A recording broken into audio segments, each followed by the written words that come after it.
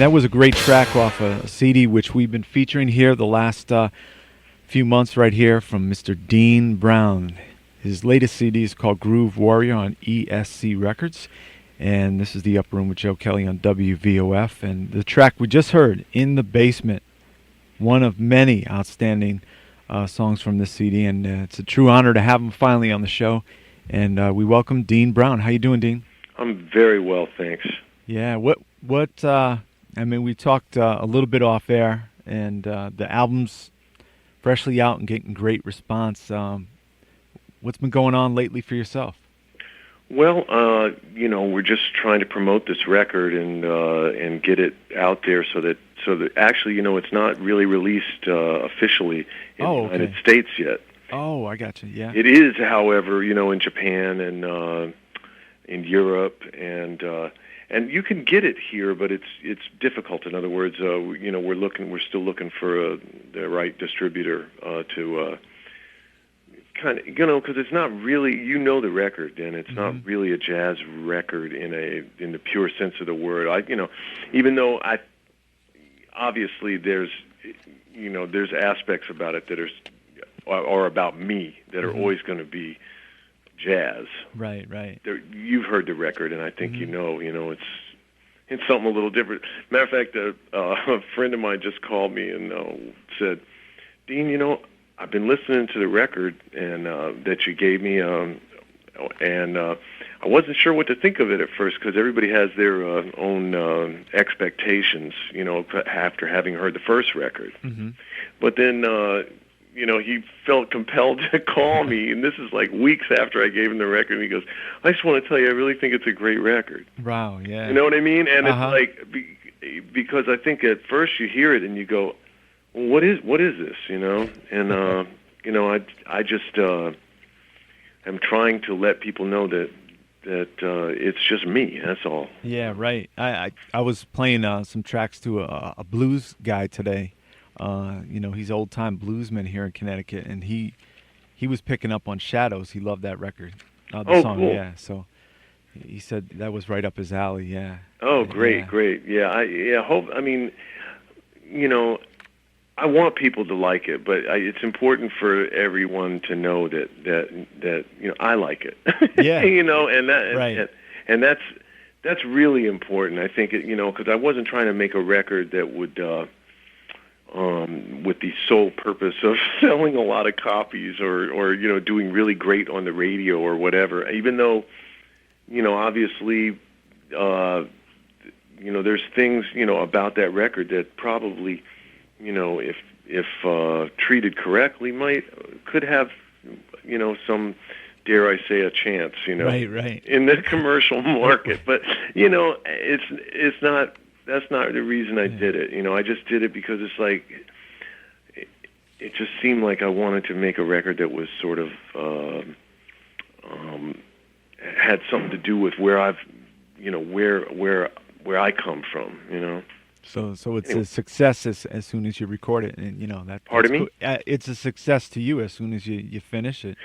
Oh yeah, right, absolutely. Yeah. It's a painful process, but after it's all said and done, it before it was ever released, it was a success for me.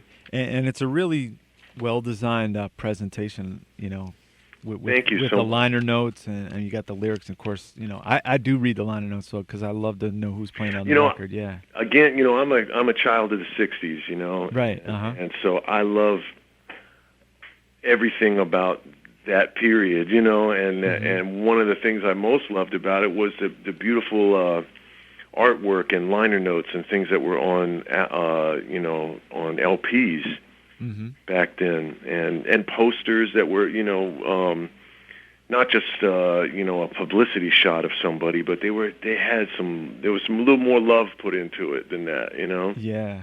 I just really enjoy that, and just want to keep that as a part of, I don't think the things are separate. The cover art and the liner notes and the music. To me, it's all. It doesn't have to be all part of one thing, but for me, it's nice when it is. So if you just tuned in, my special guest right now here on the Upper Room on WVOF is Dean Brown, guitar virtuoso, great songwriter and producer, and his latest CD, Groove Warrior. You can go to deanbrown.com to get all the information about this great CD. And you've got so many great artists on this CD. I figure we'll get into a track which features a guy you've been working with for many years and play guitar in his band, Marcus Miller. It's Forever. Right now, I can't get that song out of my head. We've been playing it on the show. That's outstanding, that song. Oh, thanks so much. It's funny. A guy reviewed that from this magazine called 20th Century Guitar, and what he said about that song was, and it's one of those you can't get it out of your head whether you want to or not songs. You know? I mean, just the record's funky to me. I love funk music, and me too. So right, yeah, especially I mean, and Marcus is obviously he's been fantastically instrumental in making that particular track happen, and besides that, I mean, I just love playing with him. So let me ask you. You played in his band for many years, and then you bring him in on your own project as you're the boss. How does that work, or is it just a natural? Hey, we're friends. Let's record. Well, I'll tell you. We were working on something. It was a serendipitous thing. We were working on something for him at the time that he's has a DVD project that I think is slated to come out later this year. Obviously, he has a new record that is just about to come out, and I think they're going to, delay the release of, at least based on what I read on their website, which is where I get most of my information. Yeah, right. But is that they're going to delay the release on the DVD until let the record get some legs first, But while we were working on that, we were in his studio, and I took the opportunity to say, listen, man, there's 2 tracks, and instead of me, like typically I would just send him the stuff, and he would be gracious enough to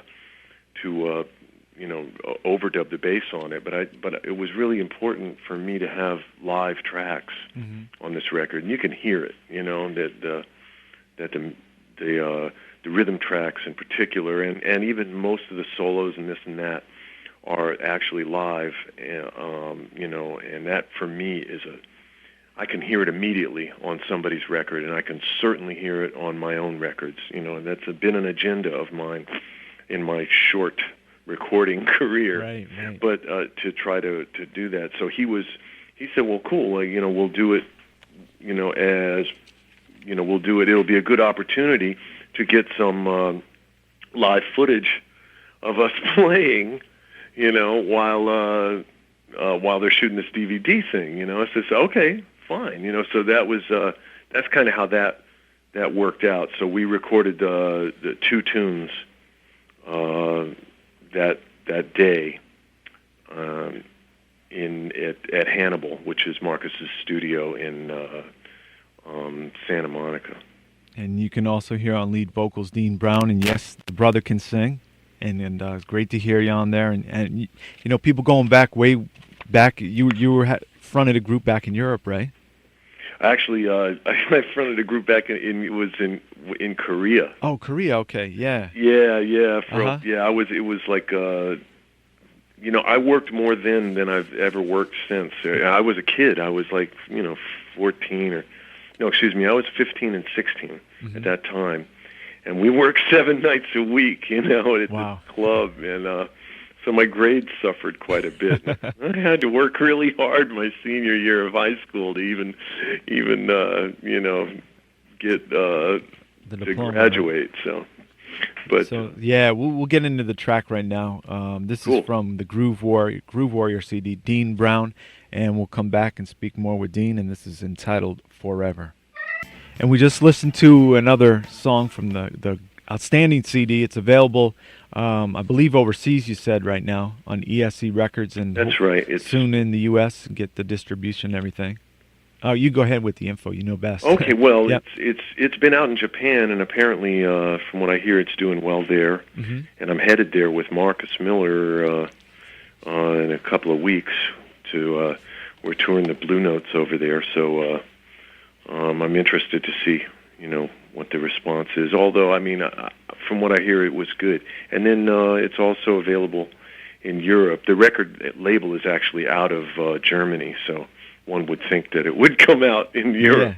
Yeah. When you're based out of here, out in New York, but getting the label out in Germany, did you seek that, or they came running to you, or how does that work? Actually, I had been a friend of the label manager, whose name was Joachim Becker, Mm-hmm. and I'd known him for years. We had many discussions back, like when I used to play with the Brecker brothers back in, I guess '94, around that time, '93, '94, and he had, we've had a couple of lunches, the typical thing, and nothing really came of it. And then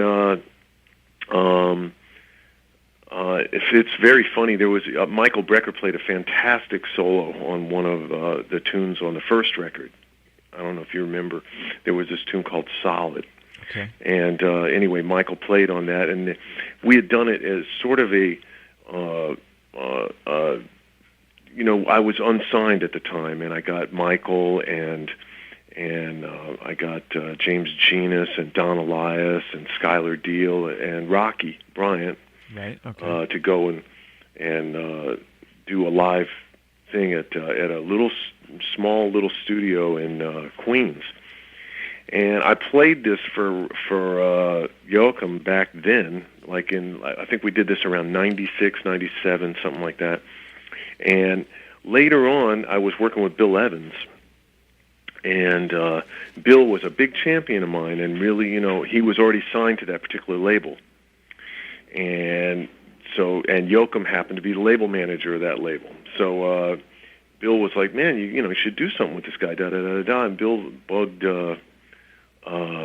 Joachim enough to get Joachim to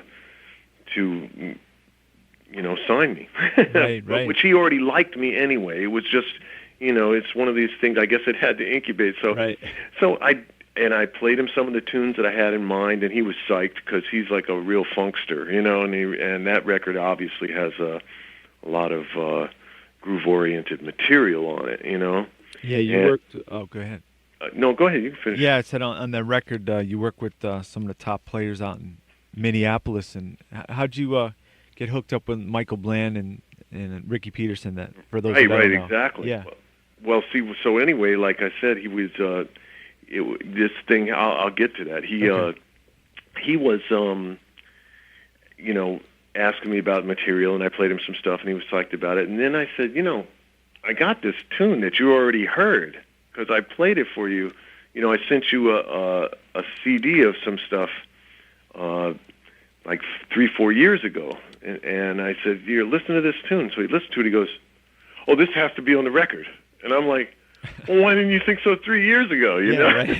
But anyway, so it wound up on there. But so that's how I got the deal. And then Ricky, had a great idea.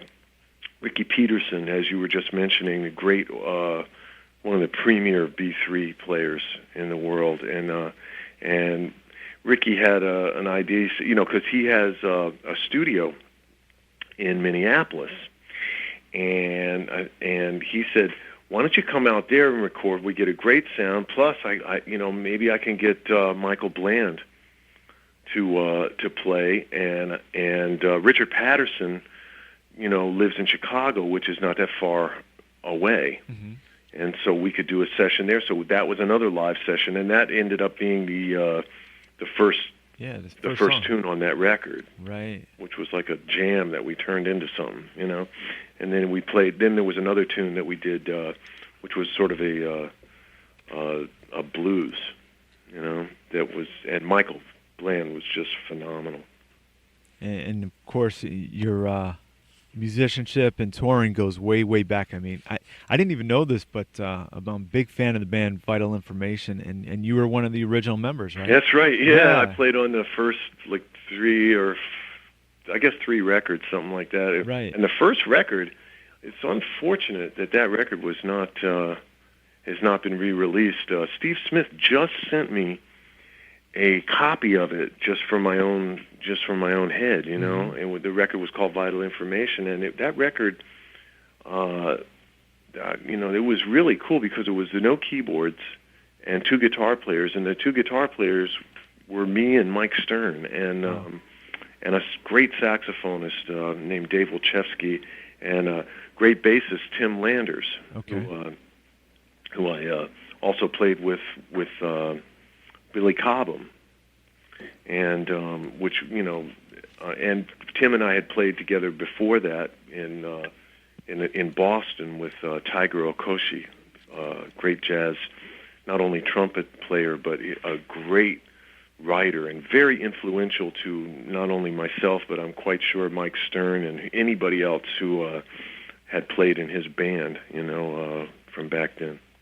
And you also attended Berklee College of Music. We were just up there for the John Blackwell benefit concert for his daughter who passed away. But what was the experience like going to Berklee and then getting out and making it as a musician full time? Berklee just seemed like the obvious choice because it wasn't a legit school, and they were teaching things that seemed more things that seemed more practical to me. Having said that, I was a composition major there, I wasn't an instrumental major like a guitar major or something. I actually studied for a year or so with a great improvisation teacher, Charlie Banakis, up there.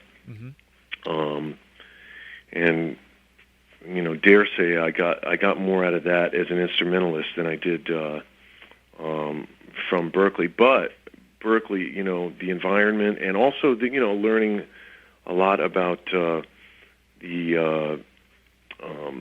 just the way that a jazz or a popular type musician thinks on paper and thinks in terms of theory, I think were good things. But the best thing about the experience in Boston was the fact that there were so many musicians and fertile minds there, not just at Boston, but also at New England Conservatory and Boston University. I mean, there's a million schools. It's a college town. Right. Yeah. So there were a lot of places to play and sort of experiment and write music that otherwise wouldn't get heard anywhere, and then get a chance to play that live. And so it was sort of like a big, giant, science lab of creativity for musicians. And I think continues to be to a certain degree. And I think that's the best aspect about it. While I was up there, I mean, it was me and Mike Stern and Kevin Eubanks and guitarist Jamie Glazer and just a lot of guys. There's a guy that's still up there, Jeff Lockhart, who left-handed, funky left-handed guitar player, fantastic, and just a lot of really great guys. And Bill Frisell, yeah, I right. graduated at the same time. Wow. There must be some nice reunions when you guys get together. Yeah, it's for sure. Right. Well, another great song and interesting track off the record I think we should get into, maybe talk a little bit before we played, is The Divining Tree, which features yourself on spoken word. And I have to ask you, what is a Parker Fly guitar? Oh, okay. Parker is a company that built a guitar. They're wooden, and except for that they're made somehow cut by like computers, and they have like they're very thin and very resonant, and it's an electric guitar, except for that it has a special pickup in it that makes it sound more like an acoustic guitar if you want.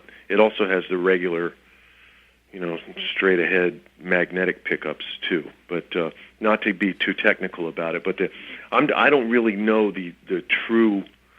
I think you'd probably be best off going to their website to find out how they're built. But the guitar weighs like 3 pounds, and it's extremely loud acoustically for something that light. So it's very resonant. So it gives it it sounds much bigger than it really is, And actually, the tune that you were mentioning before, the one called Shadows, right. Strangely enough, I mean, if you hear it on this song, this song that you're referring to, the Divining Tree, it has this sort of, I don't know, like a acoustic, steel string acoustic quality, but it's very papery and thin and just wispy, But on that song, the one called Shadows, it's a full-blown, Carlos Santana, Jeff Beck sounding totally rock different guitar, So it's versatile in that way. I'm not really doing a plug for them, but I mean, right. I was curious. You asked the question. Yeah. Thanks for that explanation. And we'll play it right now. This is from Dean Brown's Groove Warrior. It's called The Divining Tree, and we'll speak one more time with Dean Brown. And that's more music from Dean Brown's Groove Warrior, and he's our special guest here on the Upper Room with Joe Kelley and WVOF right here in Connecticut. And I noticed, looking through the liner notes, that a portion of the record was worked on just about 5 minutes away from here in Westport, Connecticut. What kind of work did you actually record songs there? What I did was that's where the record was mixed. Oh, okay. And not only mixed, but I did a few overdubs over there, and that's actually that studio belongs to Michael Bolton. Oh, I got you. Okay. And Steve Milo is he's the head engineer there, and that's where we did a lot. Yeah, he's got that home studio, right? Pardon me? He's got a home studio, I think, right? He does. Yeah, right. He does. Yeah. Well, I wouldn't call it. You right. can call it that if you want, but I mean, I know that house is a cool looking house. I remember. It's just I used to work around there. Yeah. Right. It's a full blown. I mean that it's an entire house. Right. Right. So it's pretty nice, and it was very gracious of him to let us do some work there. Right. And Steve, was fantastic, just above and beyond the call of duty in terms of, dealing with my whims, Well, you got it done, and it's a great record. I hope you can come down with your own band to play in this area since you're not too far. Yeah, well, I would love to. I would like, the more I, get into it, the more I am hoping to find venues for us to play, and especially in like in that area. I think especially just knowing that there's a radio station that actually plays stuff, is really great. Because you're out in Long Island, right? Mm-hmm. Yeah, our station hits right across the water at VOF, around the side where Port Jeff is. Right. Yeah. Right, so I won't be hearing it here. I'm on the South Shore. Okay. Yeah, you'll have to listen on the internet. Okay. I will do. Yeah. You talked about growing as a child of the 60s. I know, listen to your debut CD and this CD, you must have listened to a ton of music. And do you remember the first record you ever bought or listened and wore out?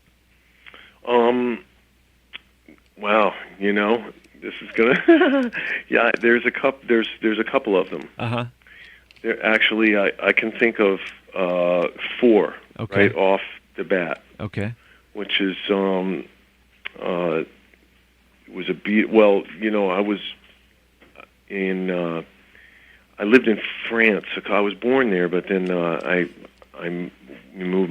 My parents were American military. Okay. And but we moved back there when I was around 10. My mom's a singer, so there's always music around. And anyway, the Beatles, obviously, I saw them on the Ed Sullivan Show, and it was like So I decided I needed to get some of their music, and I got there was a record. The way they used to sell records then, you could buy like a 45, but it had 4 cuts on it. You ever seen one of them? No, I don't think so. Yeah. Yeah. Well, they didn't have them in the States. This Mhm. was like a European version, and this one was. Right. Then I got that record, and then there was a Roy Orbison record called "It's Over." Okay. Do you know that record? Yeah. Famous tune. Mhm.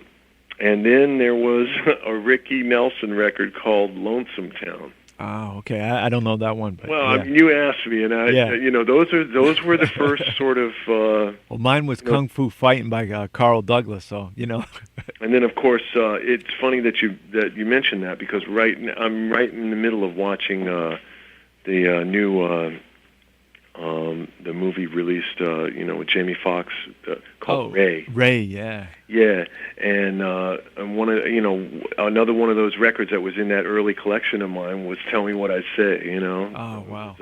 It was funny because it was like I'm sitting watching this watching this movie, and I'm going, oh yeah, I remember, Right. It's like that was sort of the time, around that time in the I'd say mid '60s or early '60s, that I was started to actually realize that music was something that you listen to, and so that was, I guess, important for me, because before that, my parents had tried to get me to take piano lessons and this, and I just had no interest, How about going to see concerts? Do you check out when you're not performing? Do you go out and see other people? Sure. Uh-huh. Sure, from time to time. Yeah. Who blows your way as far as, that you listen to when you're driving around Long Island? What do you have in your CD player? Oh, man. It's funny. I mean, so what do I have in my CD player right now? Let's see. Lucky Peterson. Oh, yeah. I just saw a concert from him on TV. It was great. Yeah, it's fantastic. Yeah. I often have... I have Prince's Musicology in there. Right. Yeah, great artist. I got an advanced copy of Marcus's record so I can learn the tunes. How tough is that? Huh? Is it tough for you now? Well, I played a lot of them. Uh-huh. I played on the record. I played okay. on a lot. Yeah. But that doesn't. It's still. His stuff is very eloquent and very elegant. No matter how hard how hard the groove is, and how simple it is on the surface. Mm-hmm. There's an elegant beauty to the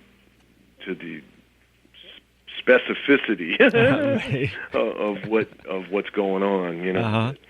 That you might not at first be aware of, but when you hear like that band play. If you break it down a little bit, you go, wow, they're not just messing around up there, Uh-huh. It's not just a jam session, Right. even though it sounds like very free, One of the guys who I loved listening to back in the 80s is on the record playing keys all over, Bernard Wright. How far does your affiliation with Bernard go back? We did a contemporary Christian record back in... that's the first time I played with him, which was in the 80s. I was actually playing with Kirk Whalum. Oh, okay. Yeah. At the time in Texas, and Bernard was living in the Texas area, and now he is again living in the Texas area. But Bernard and I played together with Marcus Miller's band. Mm-hmm. After that, and then we became very close. Mm-hmm. During those years. That was like the mid '90s, and he, I don't know, he's just truly one of the most gifted musicians that's ever walked the face of the earth. in my humble opinion. Another great vocalist on here. I mean, we're going down right the roster of people Okay. here. Lalah Hathaway, and when did you first start getting into her music and wanting her on the record? Well, I heard her. First place, before I ever realized, that before she ever started singing, I bet I was a big fan of her dad's. Oh, right, yeah. And so curiosity just caused me to want to, obviously she had a brief but rising star on like the MTV sort of, actually, I shouldn't say MTV. I should say on commercial television in terms of getting, she had her first record had some hits. Okay. And it was, but she wanted to do what she wanted to do, and I really respect her for that. Right. As opposed to just being a sort of R&B flash in the pan or something. Right. The sort of cookie cutter thing that they're doing now, and it's interesting because her voice has influenced so many subsequent singers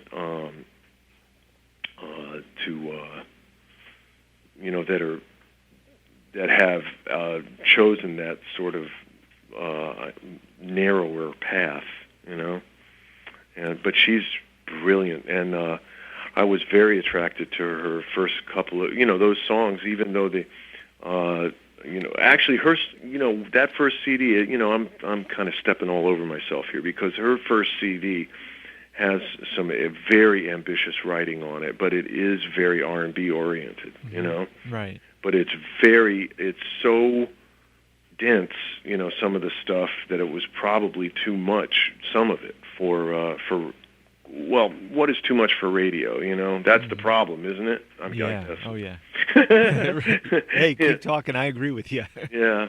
Yeah. But Lalah, we met, actually we met through Marcus Miller, but I had known her work previous to that and was amazed at, not amazed, but just pleased at the fact that the good genes took, Right. So, I really want to thank you for finally coming on the show. I mean, we always love to have you on. So, well, I look forward to someday coming up there and playing. Oh yeah, yeah. I mean, that you have the open invitation. We'd love for you to come down if you want to just come bring your guitar or I take that trio. ring check and use it. Yeah, we'll be here right here in Connecticut, and if you're listening here on WVOF and just tuned in and missed out on the interview, we also will be airing this on our 24-hour internet broadcast, co-hosted by myself and G. Dussault at upperroomwithjoekelly.com. And you'll be hearing additional music from Groove Warrior and the debut CD from Dean Brown. And thanks so much. Yeah. Thank you very much for having me on. I appreciate it. And we're going to go out with two in a row. We'll get some funk and some great guitar in there. Break song. And we'll seg right into Piggly Wiggly. And I just want to ask you a quick question on this. I know there's a co-writing credit to Blackbyrd McKnight from the P-Funk scene. How did that work out? Juju, the drummer. Okay. He had said, "Listen, Dean, there's this." He sang it to me. He sang me this groove. It went down. You're talking about the tune Piggly Wiggly, right? Yeah. He sang this tune and went down, doon, ga-doon, doon, doon, doon, ga-doon, doon, doon, right? He sang that in my ear, and I said, "Oh man, what is that?" And he goes, "Why? Blackbyrd McKnight has this thing, man. It was just a groove of his, but he goes, but I put a little something different over it, and then I got this other section." And I said, "Oh, cool." And then we put a melody on it, and that was that. Oh, okay. So I actually. Obviously I know Blackbird's work from Herbie Hancock and this and that, because all of the stuff from Headhunters, but I'd never met him, and so I guess I should say on the air, thanks, man, because that is killing. Yeah, right. But it was really Juju who brought my attention to that that groove that is just phenomenal. Yeah, this is real nice, and one of many great songs off the new CD, Groove Warrior. You can go to deanbrown.com and also check out esc-records.de, and we'll go with Break Song and right into Piggly Wiggly. So thanks, Dean. Yeah, thank you.